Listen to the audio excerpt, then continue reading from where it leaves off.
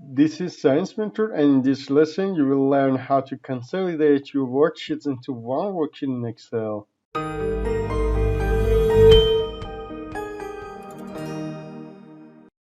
To summarize and report results from separate worksheets, you can consolidate data from each sheet into a master worksheet. The sheets can be in the same workbook as the master worksheet or in the other workbooks. When you consolidate data, you assemble data so that you can more easily update and aggregate as necessary. For example, this is supposed to consolidate the scores for 2 semesters into a master sheet. Go to Data tab and click Consolidate on the Data Tools ribbon. In the function box, click the summary function that you want Excel to use to consolidate the data.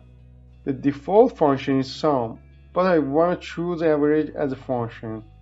Next, in the reference box, click the collapse button to shrink the panel and select the data in the worksheet. I select cells from semester 1.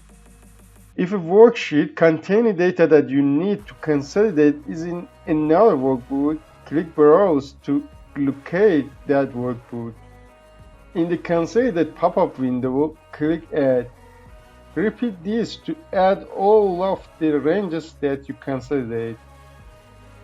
In another worksheet, I try to add data from semester 2. Check top row, left column, and create links to source data.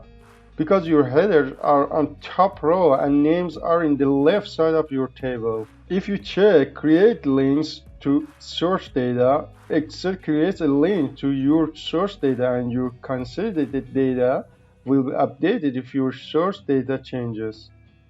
If you don't check top row and left column, Excel sums all cells that have the same position. Then click OK. Finally, you'll immediately notice a change to the Excel worksheet that you may never have seen before. You will see grouping tools down the left of the screen which you can use to display and hide the data. This signifies that cells are part of a group that is currently collapsed. Clicking on the plus sign will expand the group and there is a line connecting these rows to the left. As you can see, the averages of data are appeared under each column.